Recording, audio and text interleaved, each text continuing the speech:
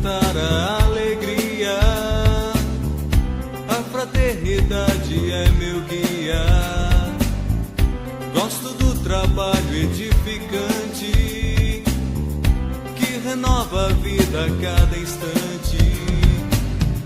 Se uma lágrima cair e o tempo escurecer em mim, sei que não vou duvidar, do céu chegará a coragem de enfrentar.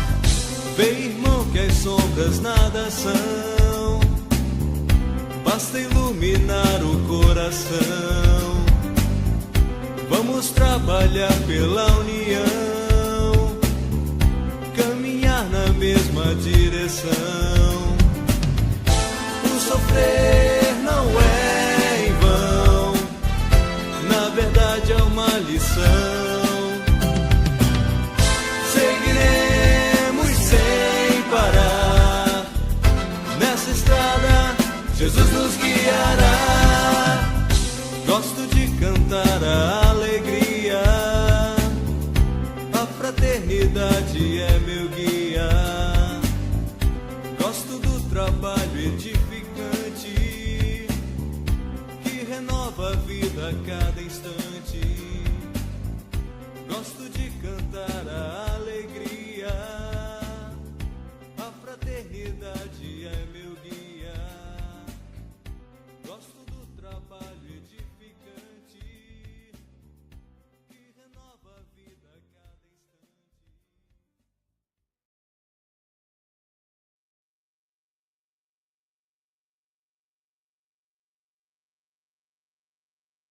Bom dia a todos, sejam muito bem-vindos a mais um programa Rondônia Espírita, um programa produzido pela Federação Espírita do Estado de Rondônia, mas que recebe convidados, palestrantes, trabalhadores da doutrina espírita de todo o nosso país. Hoje nós teremos o nosso irmão Kleber Flores. Seja bem-vindo, Kleber. Bom dia, André. Agradeço imensamente a oportunidade de estarmos aqui e contribuirmos com a reflexão da manhã de hoje. Damos bom dia, as boas-vindas também à Naira, nossa intérprete de Libras. Hoje os nossos representantes da União Espírita de Vitória da Conquista, da Bahia.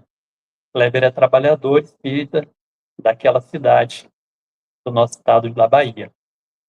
Na sua vinda, mais uma oportunidade para Rondônia, nesse programa que é patrocinado, desenvolvido, conta com o apoio de todas as casas adesas ao Movimento Espírita do Estado de Rondônia. Você trará para nós a palestra A Reencarnação e a Lei de Causa e Efeito, um tema que é muito significativo, muito caro para todos nós espíritas. E nós ficamos na expectativa das suas reflexões acerca desse tão importante tema para todos nós. Para harmonizar ainda mais esse nosso encontro, eu queria fazer uma prece inicial. Então vamos fechar os nossos olhos, vamos nos concentrar nesse momento, rogar ao nosso Pai que nos abençoe, abençoe os nossos lares, que possa trazer luz para todas as famílias, e que os esclarecimentos espíritas trazidos pelos mensageiros do alto possam, fazendo sentido em nossas vidas, transformar as nossas trajetórias terrenas, nos envolvendo, nos esclarecendo, nos tornando pessoas melhores a cada dia. E o Mestre Jesus,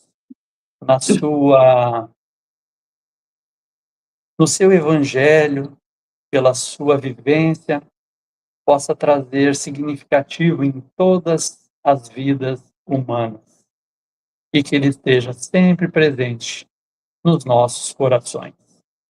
Fica conosco, Senhor, nos abençoe hoje, abençoe todos que acompanham o nosso Rondônia Espírita. Que assim seja, e graças a Deus. Meu amigo Kleber, agora a palavra é sua e nós vamos acompanhar a tua palestra. Obrigado, André. Obrigado, Naira, que está nessa transmissão conosco. E o nosso carinho especial a todos os amigos de Rondônia, a todos aqueles que estão nos assistindo, nos ouvindo, ou de forma ao vivo, ou posteriormente através das redes sociais, o nosso bom dia. Hoje nós vamos trazer algumas reflexões acerca desse tema, a reencarnação e a lei de causa e efeito. A bem da verdade, esse tema é a junção de pelo menos dois princípios que norteiam os ensinamentos da doutrina espírita. Nós temos como princípio fundamental a existência de Deus, a existência do Espírito, a sua comunicabilidade, temos a reencarnação, temos a pluralidade dos mundos habitados e temos também a lei de causa e efeito.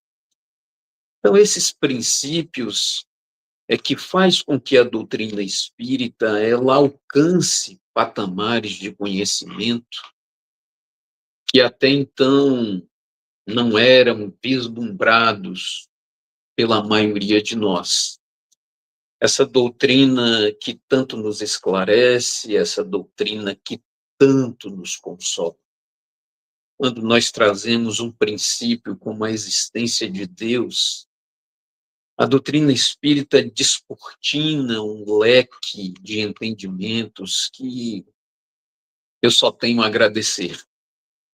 Hoje nós temos uma visão de Deus muito mais ampliada em relação àquilo que conhecíamos no passado. Eu que vim de um berço católico, que agradeço imensamente os primeiros ensinamentos, mas quando tivemos o nosso primeiro contato com a doutrina espírita, isso nos idos de 1987, quando eu me formei e retornei à nossa cidade, e começamos a frequentar uma casa espírita a convite de uma jovem que, na realidade, naquela época era minha namorada e hoje já a minha esposa, né? Somos casados há 35 anos, e descortinou um mundo completamente diferente.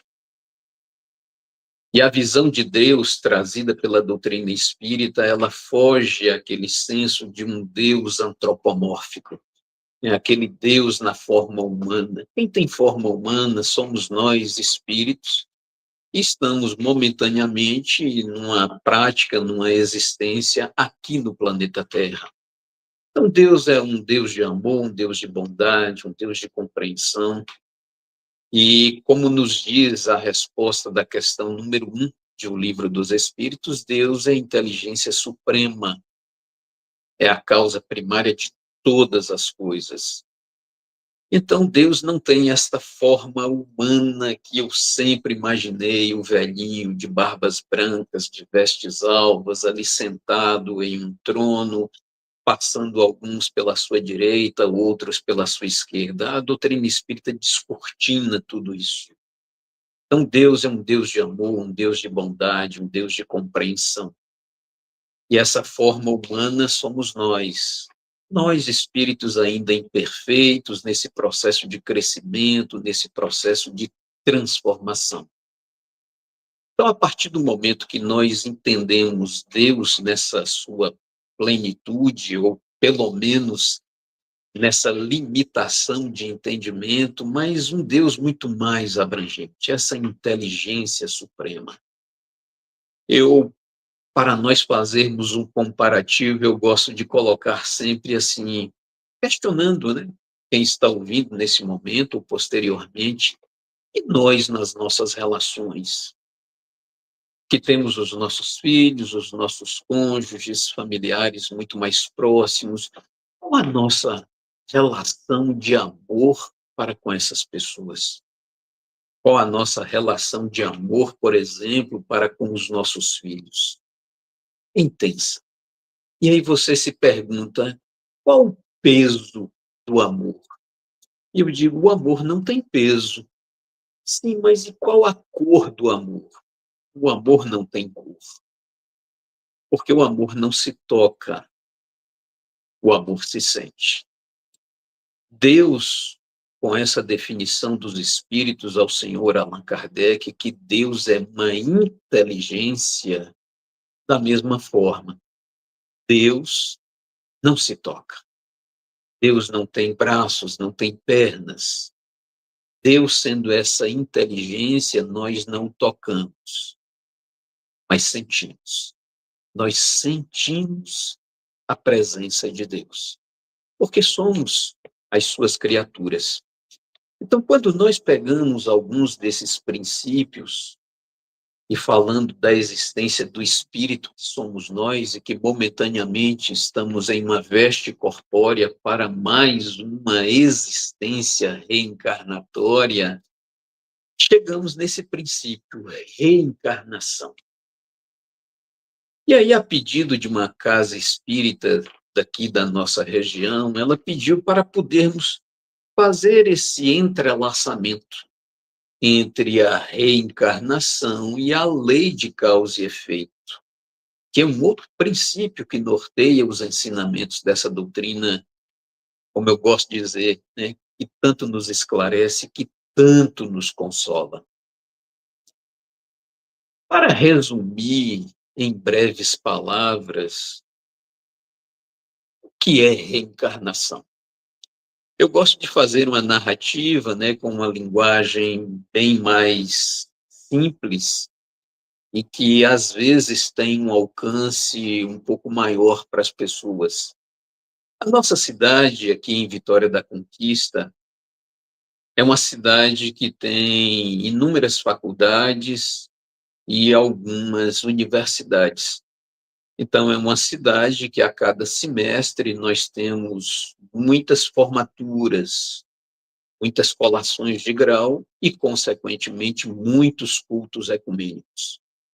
E por eu fazer parte da União Espírita aqui da nossa cidade, normalmente esse grupo de alunos estão concluindo, né, a sua graduação, eles fazem uma solicitação para que algum representante da União Espírita esteja presente nos cultos ecumênicos. Isso é muito comum em nossa cidade, mas muito comum mesmo.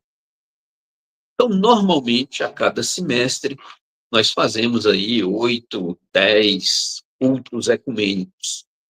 Eu me lembro que há alguns anos, eu vou chutar aqui, pelo menos há uns 20 anos, nós estávamos em um desses cultos ecumênicos. E normalmente, não é sempre, mas normalmente, temos a presença de 3 participantes. Um católico, na figura de um padre ou um diácono, um representante do segmento evangélico, normalmente um pastor, e nós como representantes da doutrina espírita. Em outras oportunidades, às vezes, tem um representante das religiões de matriz africana, mas nesse dia estávamos apenas 3. Um pastor, um padre e eu representando a doutrina espírita. O pastor eu já havia conhecido num culto ecumênico anterior. E nós nos afeiçoamos, discutimos ali alguns conhecimentos de familiares mais próximos e acabamos desenvolvendo, naquele primeiro encontro, uma certa proximidade. E nesse segundo culto ecumênico, foi um culto de uma graduação em medicina e tinha muita gente. E todos 3 falaram, todos 3 levaram a sua mensagem, e nós focamos muito na figura do Mestre Jesus. E após a conclusão, nós fomos convidados a ir a uma sala contígua àquele espaço para um breve lanche. Eu, o pastor, o padre, o cerimonialista e alguns componentes daquele culto ecumênico. E, nesse momento, o pastor Ele se aproximou de mim, nos cumprimentou com uma forma mais carinhosa, já que havíamos nos conhecido numa semana anterior, pelo menos 2 semanas anteriores, e ele começou a conversar conosco. E ele me fez uma indagação. Kleber, gostei muito das suas palavras, né? Não imaginava de que os espíritas citavam muito Jesus como uma referência, como você mesmo citou, modelo e guia. Mas eu gostaria de te perguntar, até de forma mais íntima, assim, reservada, você de fato acredita na reencarnação? E eu sorri para ele e disse, não, eu não acredito na reencarnação. Ele tomou um espanto no primeiro momento e disse, você não acredita na reencarnação? E eu falei assim, não, eu não acredito na reencarnação. Eu sei da reencarnação. Porque quem acredita hoje, amanhã pode mudar de opinião e desacreditar. Então, quando você sabe, não tem como mais você voltar atrás. Você sabe. E eu tenho essa plena convicção de que a reencarnação é um mecanismo que o Criador, Deus, que criou a ti e criou a mim, ele se utiliza para o nosso crescimento, para o nosso aperfeiçoamento espiritual. E aí, naquele diálogo, né, já que tínhamos mais tempo para isso, ele perguntou assim, mas, de fato, então, o que é a reencarnação? E eu comecei a descrever, dizendo-lhe que todos nós somos espíritos imortais. Ele, naquele momento, eu fiz um questionamento, aquele diálogo muito semelhante ao que Sócrates fazia, né, a maiêutica, ou seja, você pergunta para obter a resposta. E eu perguntei, e você acredita na imortalidade da alma? E ele disse, claro, claro que eu acredito na imortalidade da alma. É tanto que quando eu retornar ao mundo espiritual, eu me encontrarei com Deus, estarei diante da sua presença. Eu disse, bom, é o mesmo pensamento que nós temos. E aí avancei mais uma pergunta. E eu disse-lhe, e você acredita como espírito imortal criado na hora da concepção? Ou você acha que você já era um espírito que vivia antes de vir à Terra? Ele parou para pensar e disse, olha, na minha santa ignorância, eu acho que eu fui criado na hora da concepção. E naquele momento eu lhe perguntei, e Jesus? Você acha que Jesus já existia como espírito ou ele foi criado na hora da concepção? E aí ele me respondeu, não, com Jesus é diferente, Jesus já existia, isso é tanto que já nas antigas escrituras, né, no Antigo Testamento, já se fazia referência a esse Messias. Eu disse, olha, se Jesus já existia como espírito, há um precedente para que você, como espírito, também já existisse anteriormente. E coloquei apenas dessa forma. E eu disse mais ainda, se você é um espírito imortal, imagine, o dia que você abandonar esse corpo físico, você não mais vai morrer. Você vai retornar ao mundo espiritual. E aí eu fiz algumas reflexões com ele, muito carinhosamente, sorrindo, sem nenhuma imposição de ideias, dando sempre a ele aquele entendimento de que era a nossa visão à luz da doutrina espírita. E eu disse-lhe, imagine, Deus te cria como espírito e traz à Terra por primeira vez, imaginando você que foi criado na hora da concepção. Mas você, a partir de agora, é um espírito imortal. Jamais você vai morrer. Mas o corpo vai perecer. E o dia que esse corpo perecer, você vai retornar ao mundo espiritual. E eu perguntei-lhe, e lá no mundo espiritual, você vai ficar por quanto tempo? 10 anos? 100 anos? 1000 anos? E 1000 anos é um estalar de dedos para quem é imortal. Então você vai ficar lá 1 bilhão de anos. 1 bilhão de anos. Mas 1 bilhão de anos é muito pouco tempo diante da eternidade. Então você vai ficar 1 trilhão de anos. E a pergunta que eu lhe fiz naquele momento: fazendo o quê? Imagine você que tem uma visão de que quem não segue os ensinamentos do segmento protestante, o evangélico, ele não irá para o céu. Às vezes as pessoas têm essa ideia.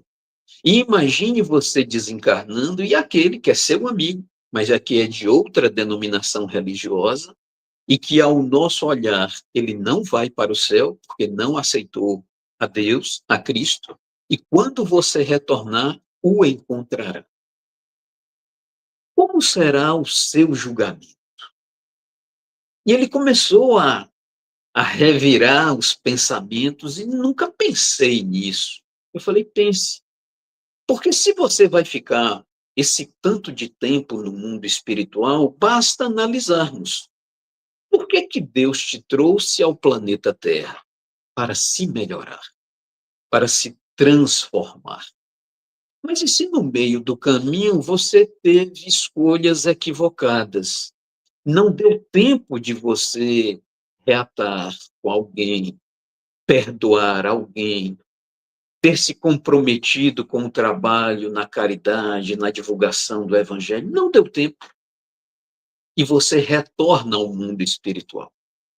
E sendo você um espírito imortal, e Deus já te trazendo ao planeta Terra por uma única vez, o que impede Deus, se for da sua vontade, e essa palavrinha é importante para o evangélico, e se for da vontade de Deus, que já te trouxe uma vez, o que o impede de te trazer novamente?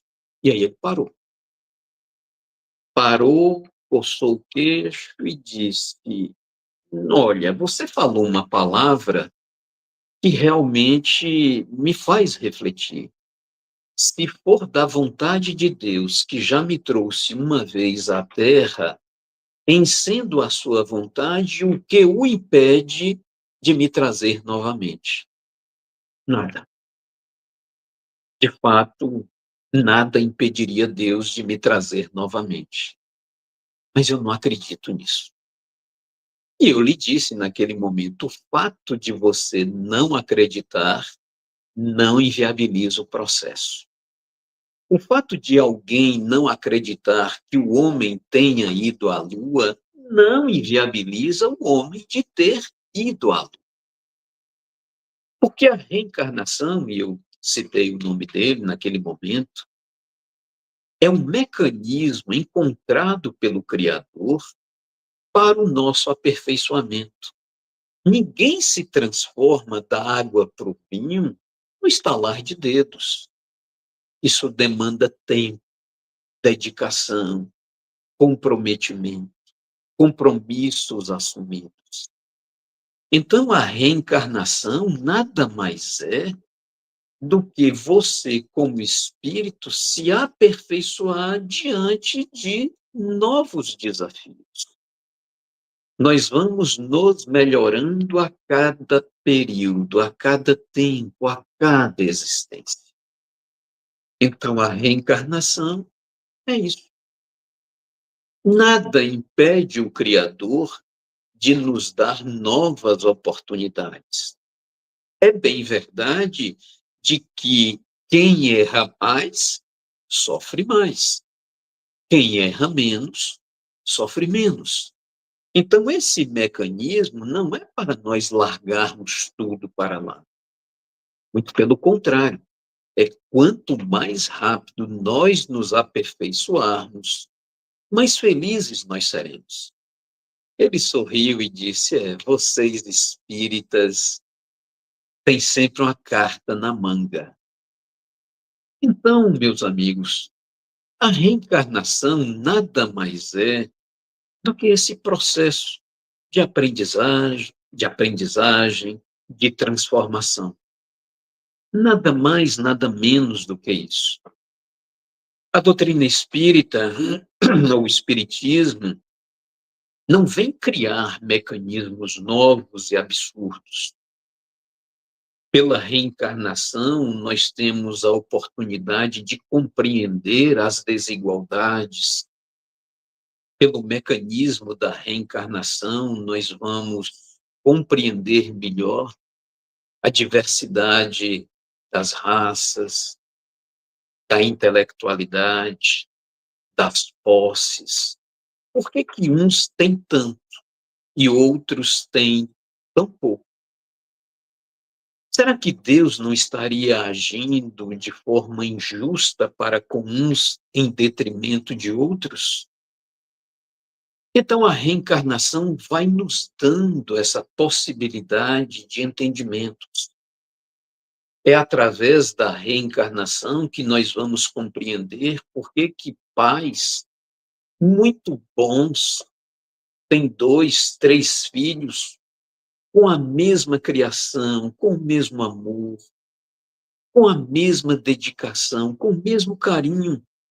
2 são muito parecidos, ou com o pai, ou com a mãe, ou com ambos, e um é completamente diferente, que não tem nenhuma afinidade emocional, que não tem nenhuma afinidade moral. E por que que faz parte daquele contexto familiar? Porque tem necessidades. É o processo reencarnatório unindo espíritos por algumas necessidades. Por que que uns nascem perfeitos e outros nascem com graves deformidades? Será que seria um castigo de Deus? Não, porque Deus não castiga ninguém. Deus é um Deus de amor, um Deus de bondade, um Deus de compreensão, um Deus que ama a todas as suas criaturas. E diante desses desafios, nós vamos compreendendo o que que nós estamos passando. O porquê dos nossos desafios, o porquê das dores, o porquê dos sofrimentos. E a doutrina espírita nos descortina esse entendimento de uma forma muito mais salutar. Nos dá a oportunidade de compreender, diante do retorno de um espírito à pátria espiritual, a compreensão. Claro, alguém da sua família desencarnar dói, é a dor da separação momentânea. Mas há a possibilidade do reencontro, de que esse espírito vive, que ele tem a mesma dor, a mesma saudade daqueles que aqui ficam. A gente às vezes não para pensar nisso. Nós que ficamos aqui sentimos uma saudade imensa daquele que parte. E o que parte tem uma saudade imensa daqueles que aqui ficaram. É lei. Ora estamos lá, ora estamos do lado de cá. E para que possamos compreender esse processo, esta interligação entre reencarnação e lei de causa e efeito, nós poderíamos aqui dar inúmeros exemplos. Poderíamos citar o caso de Alcione, que já era um espírito muito mais elevado, mas por seu amor, por sua bondade, ela pede à espiritualidade mais uma oportunidade reencarnatória na Terra, para auxiliar um espírito no seu processo de evolução. E, inclusive, foi alertada: olha, voltar à Terra não é simples. Você é merecedora de alçar novos planos. Mas lembre-se de que, voltando à Terra, poderás falir. Mas poderíamos citar outros tantos exemplos desse processo de reencarnação vinculado à lei de causa e efeito. Mas escolhemos apenas 2 exemplos. O primeiro deles está lá no livro Memórias de um Suicida, pelas mãos benfeitoras de Dona Ivone do Amaral Pereira. Nesse livro, Memórias de um Suicida, ela traz o protagonista, né, Camilo Cândido Botelho, ou Camilo Castelo Branco, que acaba caminhando pelas vias do suicídio à pátria espiritual em função da sua cegueira. E esse espírito narra todas as dificuldades, todos os seus desafios. Nesse livro há uma narrativa de pelo menos 5 personagens, mas nós, nesse momento, não gostaríamos de ater no personagem Camilo Cândido Botelho. Nós escolhemos um outro personagem, Mário Sobral. Mário Sobral, também um português, ele foi estudar na cidade de Coimbra, graduou-se em medicina e retorna à cidade de Lisboa para o labor do trabalho. Só que Mário Sobral, ele tinha alguns desejos, né, que não eram muito bem vistos à época. Mário Sobral, ele era frequentador de lupanares, ou seja, de bordéis, e tinha uma vida boêmia muito intensa.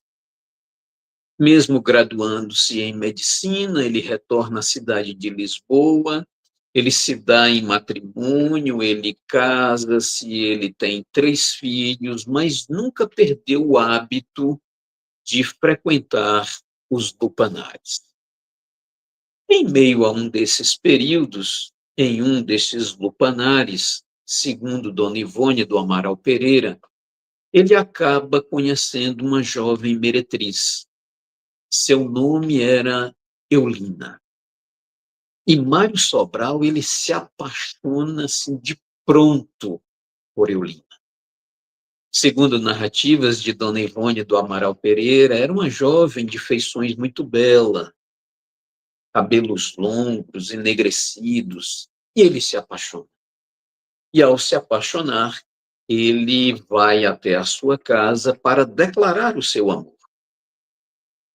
Ele encontra-se com Eulina, num momento reservado, e diz do seu desejo de largar toda a família, de renegar a sua esposa, os seus filhos e casar com ela. E Eulina, naquele momento, ela lhe dá um não, dizendo-lhe que ela não estava preparada para conviver com uma única pessoa. E aquilo o enfurece. E vem naquele turbilhão de pensamentos a Mário Sobral aquela ideia de que se ela não ficar comigo, não fica com mais ninguém.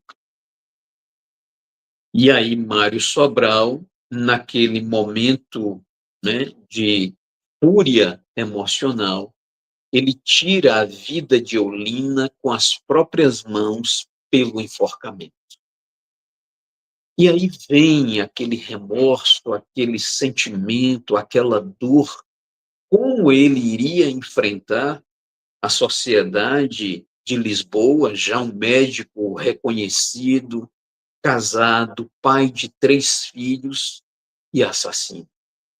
E mais ainda, assassino de uma jovem meretriz, pois ele estava na casa de uma jovem que era frequentadora de um bordel. E ele vê que a sua saída momentânea seria tirar também a sua própria vida. E Mário Sobral tira aquele corpo da cama, retira-se um lençol, passa na trave do telhado, envolve o seu pescoço e se enforca. E ele retorna à pátria espiritual pelas vias infelizes do suicídio. Obviamente que ao chegar no mundo espiritual, esses espíritos eles se afinizam com aquilo que se propuseram.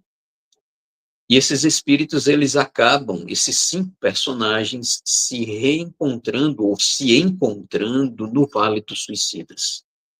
O livro faz uma descrição muito extensa, muito profunda, e muitas pessoas param de ler o livro exatamente por causa desse capítulo. Mas nós aqui o incentivamos, dê continuidade. É um livro altamente esclarecedor e doutrinário. Esses espíritos, eles sofrem tanto que depois de um tempo eles pedem auxílio de Deus.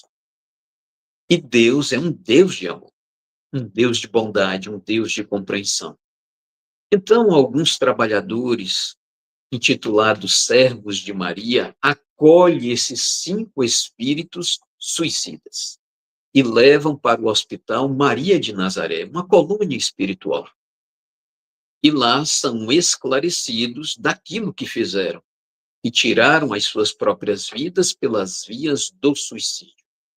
E eles vão para uma enfermaria e cada um narrando, né, porque de forma que suicidou, Camilo Cândido Botelho, Mário Sobral, todos os outros, um que suicidou se atirando diante do trem, outro que tomou o veneno, cada qual com a sua dificuldade, o seu desafio. Eles acabam se irmanando, né, com a dificuldade de cada um. O tempo passa, eles são acolhidos, eles são tratados, eles são esclarecidos. E mais à frente, depois de um longo período, Mário Sobral pede uma oportunidade reencarnatória. E aí ele é apresentado ao seu orientador espiritual, Teócrito, para que ele possa dar continuidade nesse processo de retorno à pátria espiritual através da carne, na reencarnação. E Teócrito diz que ele deveria frequentar o ministério da reencarnação.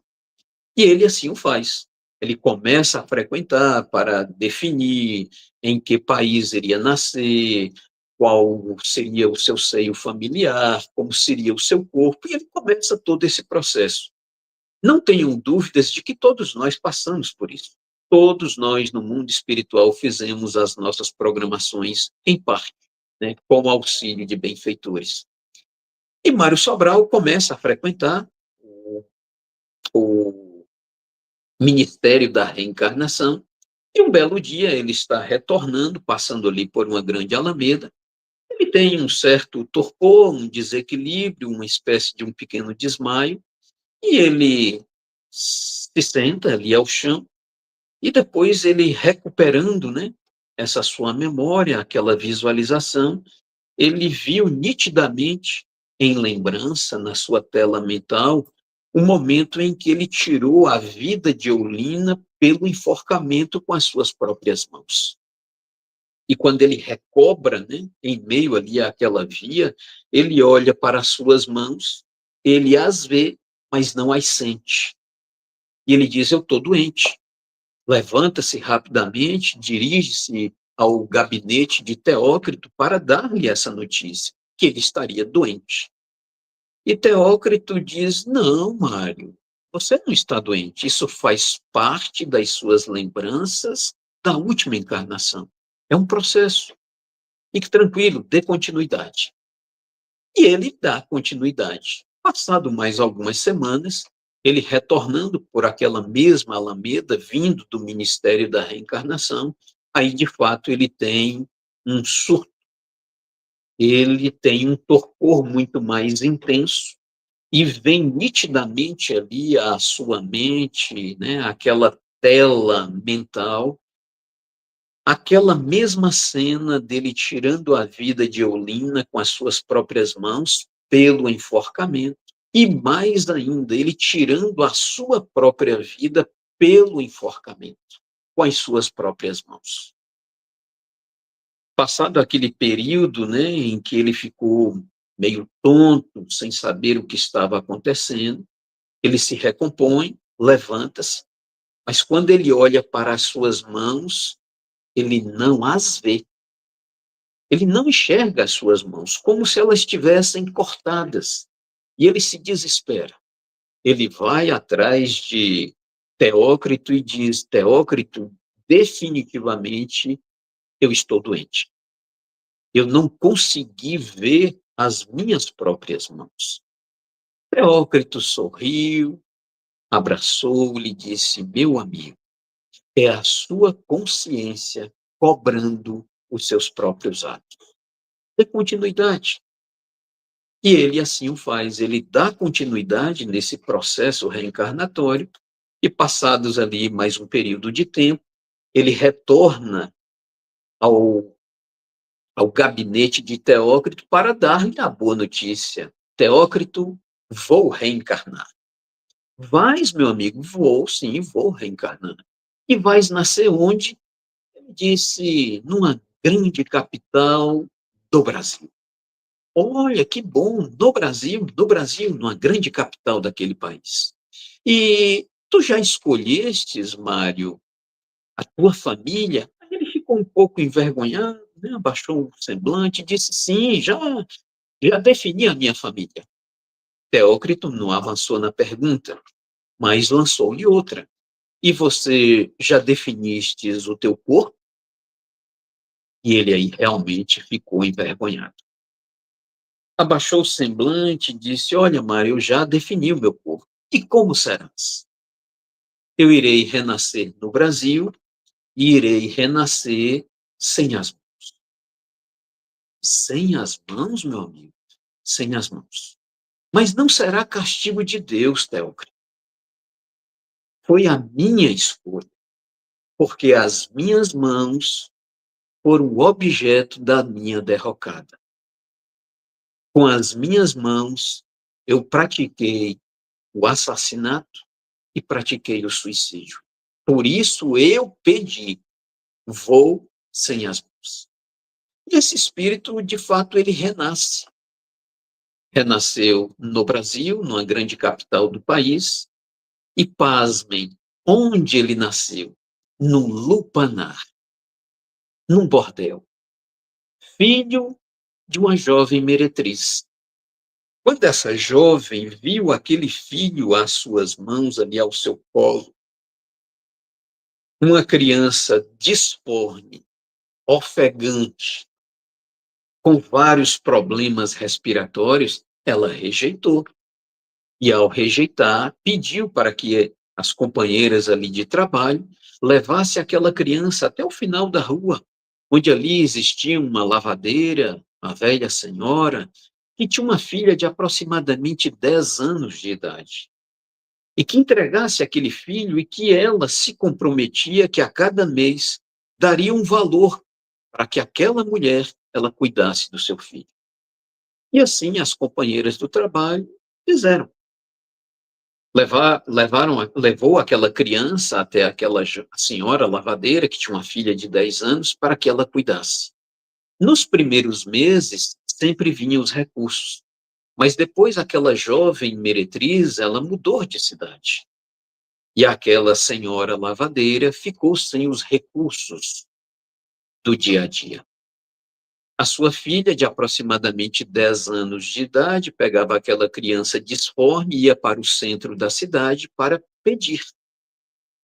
No mundo espiritual, Teócrito já estava preparando o processo reencarnatório de Camilo Cândido Botelho, também um suicida, e trazendo para o encorajar no seu processo reencarnatório. E traz à crosta da Terra exatamente ali, naquela grande capital do nosso país, que era a cidade de São Paulo. E vai a um viaduto e lhe mostra uma cena. Isso já havia se passado mais de 10 anos. Ou seja, quando Teócrito trouxe Camilo Cândido Botelho para visualizar aquela cena, era uma jovem, não mais com 10 anos, mas aproximadamente 20 anos de idade, em conjunto com uma criança toda disforme, sem as mãos, de aproximadamente 10 anos de idade. E Teócrito perguntou a Camilo, Camilo, reconheces esse espírito? Ele disse, não, não reconheço. Olhe com o olhar do espírito. E quando ele olha, era exatamente Mário Sobral. E ele toma um espanto. Mário Sobral? Sim, mas sem as mãos? Que castigo de Deus foi esse? E ele disse, não foi castigo de Deus. Foi escolha do próprio Espírito. porque as suas mãos foi o seu objeto de derrocar. E aí Camilo pergunta, e aquela jovem de aproximadamente 20 anos? Quem és? Não a reconheces? Não. Olhe também com o olhar do Espírito. E quando Camilo se atém, né, com aquele olhar do Espírito, ele se transporta e toma um espanto. Eulina? Sim, Eulina. Mas não foi ele que matou-a? Foi. Pelo enforcamento? Sim. E por que que ela veio primeiro e hoje está cuidando dele? E aí Teócrito o orientou. Foi ela que pediu. Ela que pediu? Sim. Por quê? Para exercitar o perdão. Então vejam como esse mecanismo, que é o mecanismo reencarnatório, nos auxilia. E diante das nossas dificuldades, diante dos nossos desafios, não há castigo de Deus. Há, sim, necessidades. E muitas dessas necessidades com o nosso compromisso, com o nosso conhecimento. Então, ninguém vem enganar. Ninguém. Nós sofremos por ação desta lei, lei de causa e efeito no processo reencarnatório. E para não avançarmos muito, eu gostaria também de encerrar essas nossas reflexões trazendo um outro caso que coaduna muito bem, mas não com tanta severidade. Esse fato está no livro Boa Nova, pelo espírito Humberto de Campos, e é uma mensagem intitulada Joana de Cusa. Joana era uma jovem mulher que tinha um fascínio pelo Mestre Jesus.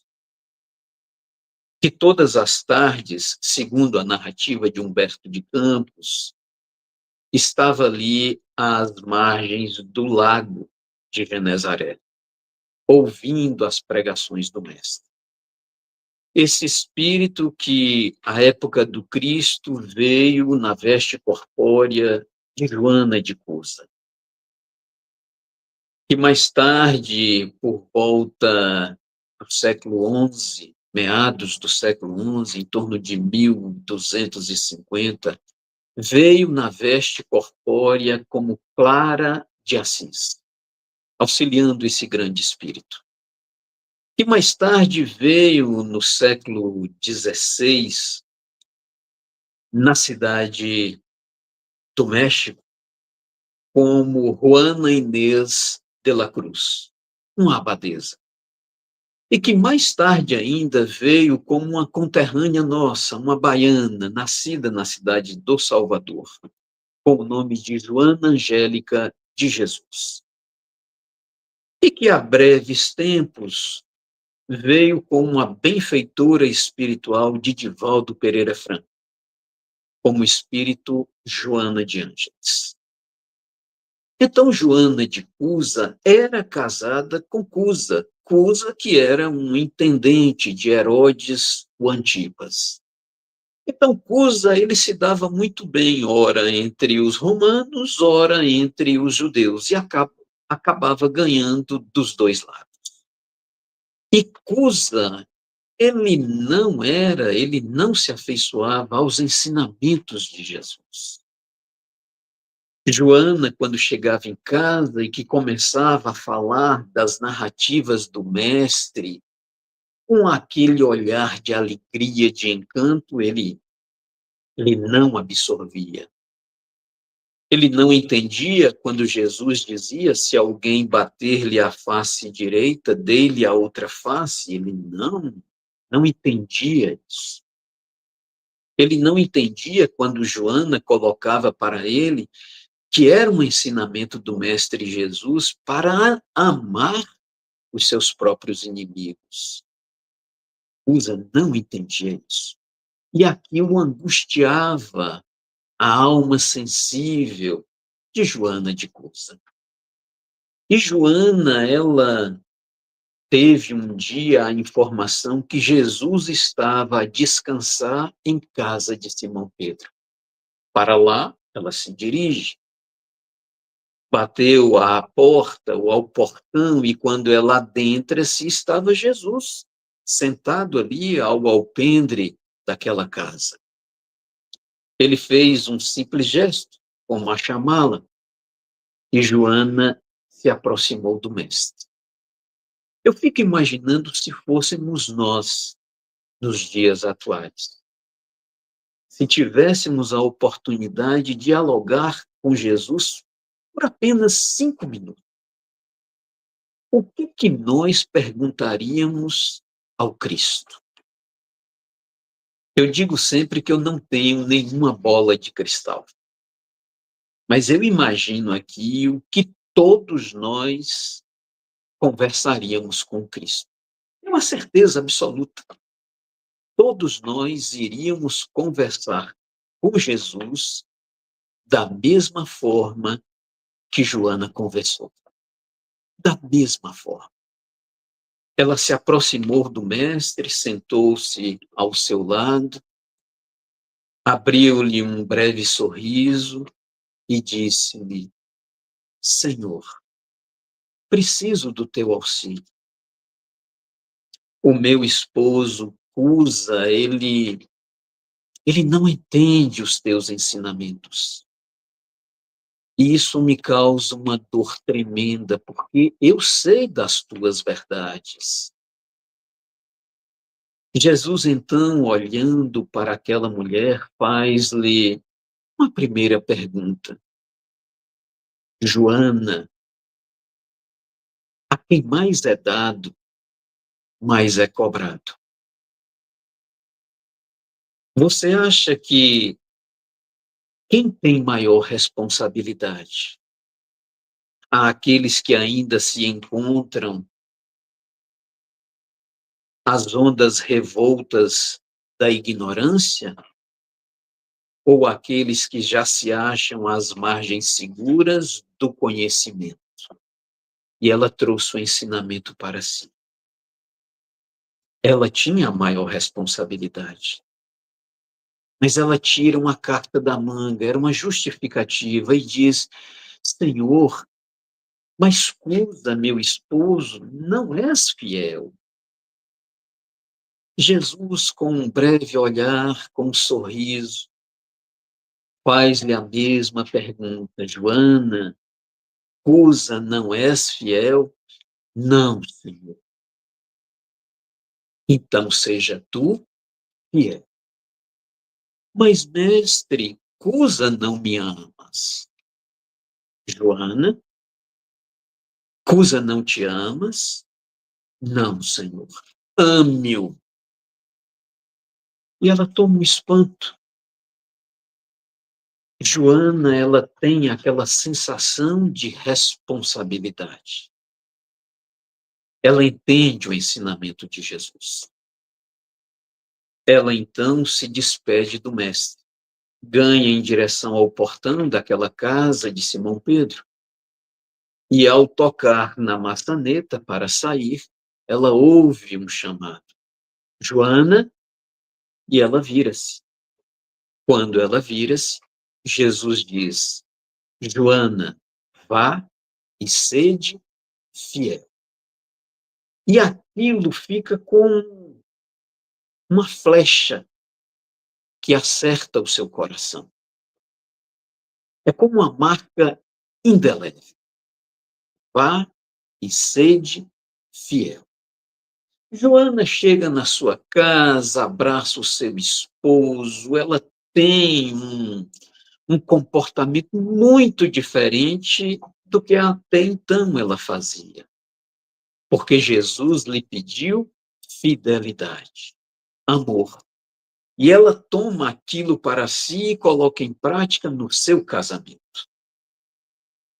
Isso funcionou tão bem que, depois de algum tempo, Joana se engravida. E vem um rebento ao seu lar, um filho. Quando seu filho estava com aproximadamente 5 anos de idade, Cusa começa a entrar em derrocada. Eram muitos empréstimos, eram muitas perdas, ele adoece e desencarna. Joana de Cusa fica sozinha a cuidar de um filho de aproximadamente 5 anos de idade. E ela, para se manter, vai cuidar dos filhos de outras mães, para cuidar do seu próprio filho. Segundo narrativas de Humberto de Campos, no ano 68, em meio à perseguição aos cristãos, estava ali no circo romano, preso a um madeiro, uma velha senhora de cabelos desgrenhados e um jovem rapaz, seu filho, amarrados a um madeiro. E em volta deles, lenho. E ali, em frente, um soldado, um homem, um algoz, com a tocha às mãos. Aquele homem vira-se para Joana aos seus ouvidos e diz: Joana, renuncia a este teu Cristo e viverás. Ela olhou para aquele homem sem saber o que dizer e diz: meu filho, eu não posso. Mas aquela resposta foi tão contundente que aquele algoz, ele viu que não conseguiria que ela mudasse de opinião e pede para que os soldados açoitassem o seu filho. E eles assim o fazem. Eram dores lacinantes. E aquele jovem gritava de dor. Minha mãe, abjura este teu Cristo. Não vês tu que iremos morrer? Abjura este teu Cristo. E quanto mais o filho falava e gritava e balbuciava, Joana foi envolvida por uma espécie de luz. E ela começa a relembrar a sua infância, a sua juventude, o seu casamento com Cusa. Mas aí começa a penetrar os ensinamentos de Jesus, ali às margens do lago.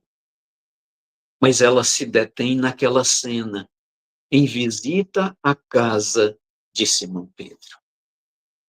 Jesus dando-lhe todas as explicações.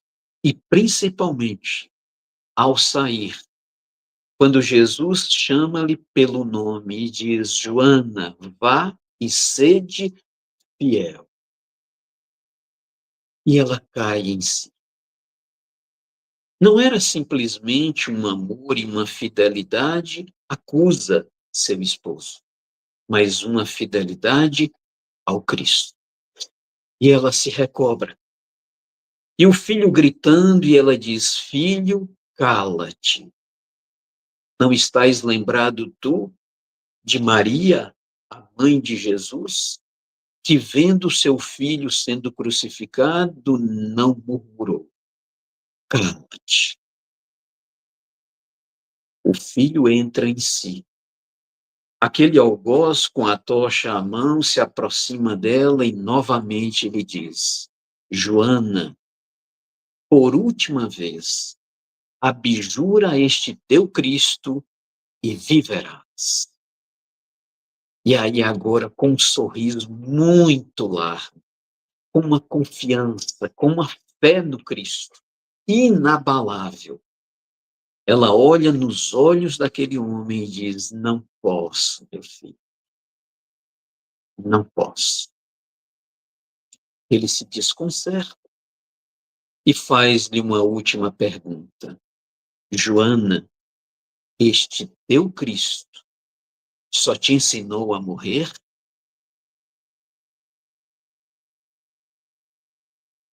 E ela responde: não, meu filho. Este meu Cristo não só me ensinou a morrer, muito mais do que isso. Ele me ensinou a te amar. E ele se desconcerta. E quase que automaticamente ele deixa a tocha cair. As labaredas começam a lamber as vestes da roupa de Joana. E ela sente algo tocar-lhe ao ombro. E quando ela vira-se, era Jesus. Ele sorri para ela e diz: Joana, tu fostes fiel. Vem. E ela vai. Isso nos dá a oportunidade de refletirmos sobre todas as nossas atitudes, as nossas ações, o Evangelho do Cristo e a nossa fidelidade para com Ele. A reencarnação não é um castigo de Deus, mas é uma grande oportunidade para o nosso refazimento, para o nosso melhoramento, para a nossa transformação espiritual. Muita paz. Devolvemos a palavra a você, André. Kleber, acompanhamos a tua exposição com muito carinho, com muita atenção, e realmente a tua vivência, a tua experiência na doutrina espírita, ela nos inspira, nos acalma e nos esclarece. E você ainda ilustrou com os exemplos maravilhosos. Aí eu fiz no chat uma pergunta, se os internautas queriam fazer alguma pergunta a você, preferiram apenas dizer, nas palavras da Maria Tereza, né, que a sua palestra é muito boa. Então, nós não temos perguntas, nós temos um agradecimento de todos que te acompanharam nessa exposição. Então, em nome da Federação Espírita do Estado de Rondônia, queria agradecer a tua presença, da Naira, de todos os trabalhadores que, nos bastidores, fazem acontecer o programa Rondônia Espírita. Em especial a você, pelas palavras muito doces, muito envolventes e esclarecedoras que nos trouxe. Também gostaria de convidar você para a breve despedida e também fazer a nossa prece de encerramento. Nós agradecemos ao carinho de toda a equipe de trabalho da Federação Espírita de Rondônia, mais especificamente do programa Rondônia Espírita, pela oportunidade de estarmos aqui refletindo juntos. Só temos a agradecer. E encerrar com uma prece, já que a prece ela deve ser esse nosso alimento espiritual de todas as horas, de todos os dias. Sempre rogando ao Pai Celestial, ao Mestre Jesus, essa presença constante. Que tu possas, ó Mestre amado, envolver-nos no teu amor, na tua bondade, na tua misericórdia. Já que somos espíritos ainda imperfeitos, mas com um grande desejo, com uma grande necessidade de refazimento. Que o teu evangelho sirva para nós como roteiro de vida. Que esta tua luz, que o teu amor e que a tua bondade sirva de farol a todos nós. Que tu possas, ó Mestre Jesus, fazer chegar a todo o planeta Terra essa tua paz de espírito, tão necessária nos dias atuais. Que seja conosco, ó Mestre amado, hoje, amanhã e por todo sempre. Que assim seja. Que assim seja. A Luciane Pires falou que ela ficou emocionada. Na verdade, emocionou a todos nós. Muito obrigado, meu irmão. Tenhamos um excelente dia e fiquem todos na paz do nosso Mestre Jesus.